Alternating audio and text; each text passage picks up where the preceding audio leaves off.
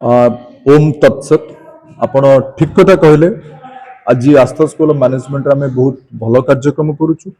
आम समस्ते उत्साहित जड़े रखापी चाहिए। आज आम युग्मा नेशनल लेवल ओरेटरी कंटेस्ट 10म संस्करण को आस्था स्कूल मैनेजमेंट ऑर्गेनाइज करुचु, जो 150 यूनिवर्सिटी रु सारा भारत वर्ष पिला माने पार्टिसिपेट करिसेंती एवं 2 दिन धरी कार्यक्रम चलिबो। जेहेतु जातीय स्तर बाग्मिता प्रतियोगिता पिलामानंकर कथा कहबार शैली, पिलामानंकर भितरे आध्यात्मिक चिंतन किभली भाबरे प्रगति करुची, से सब विषय को नहीं आमे जे कार्यक्रम जो वर्ष पर वर्ष करि आसुचु, यह आमर एक अति उच्च कोटिर उद्यम जो थे आमे शिक्षा सहित आध्यात्मिकता को जोड़िबा पई चेष्टा करिचु। आपण माने मो सहित एकमत निश्चित भाव हेबे।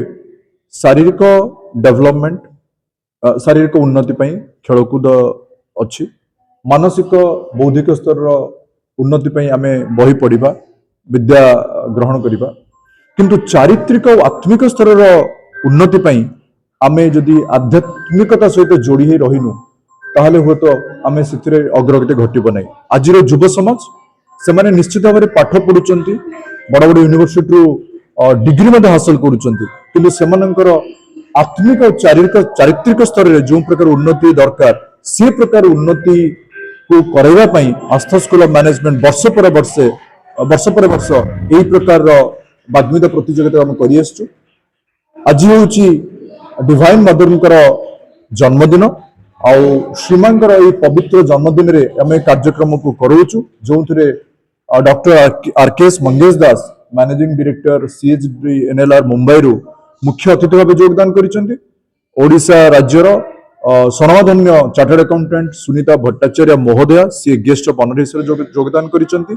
आमे इनागुरल सेशन एबे उद्घाटनी उत्सव चलीची। आज दिन जाक कार्यक्रम चलिबो, काली मध्य ए कार्यक्रम चलिबो एवं संध्या बेले जो प्रतियोगी माने ए जातीय स्तर बाग्मिता प्रतियोगितार विजय हेबे सेमानकु आमे युग्मा ट्रॉफी सहित 25,000 टंका कैश प्राइज प्रदान करिबु। जे सेकेंड हेबे तांको आमे 15,000 टंका कैश प्राइज दबा सहित तृतीय होतबा छात्रों को किबा छात्री को आमे 10,000 टंका कैश प्राइज प्रदान करिबु। नमस्कार, मु Sunita Bhattacharya.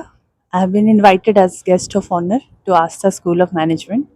It's a very rich, enriching and spiritual journey.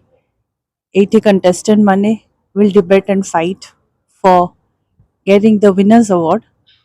But the value system they are imbibing in this education forum through Astha School is immensely beautiful.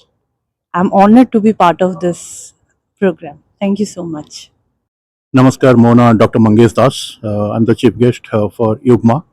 ये जो युग्मा प्रोग्राम एटा केवल गोटे प्रोग्राम नुह, एटा आस्था स्कूल एटा तार एटा 10म एडिशन करुची एटी। एवं एथिरे प्रथम लक्ष्य है केमिति समस्ते निजर इंटरनल पावर को रियलाइज करि परिबे एवं जो स्पिरिचुअल आस्पेक्ट्स अच्छी आम मानकर से जर्नीटा को केमती एम्पावर करी बहुत बेनिफिट नहीं पारिबे।